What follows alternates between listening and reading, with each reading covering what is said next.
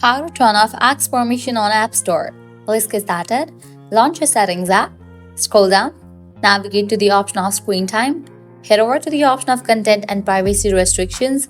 Once you're on this page, now click on the option of iTunes and App Store purchases. Head over to the section of Require Password. Check in for the option Don't Require. Then you can head back. Go to the main page of Settings. Now at the very top, you'll find your Apple ID. Click on it. Now click on the option of Media and Purchases. Head towards the option of Password Settings. Here you'll find the option of Required Password. Toggle off for this option. Then click on Done. Now I can close this, launch your App Store. Now I can download any of the app without any permission. Just click on Get, or you can click on this arrow kind of icon. So this is how you can easily turn off apps permission on App Store. At the end, if you guys find this video helpful, don't forget to like, share and subscribe to our channel. Thanks for watching.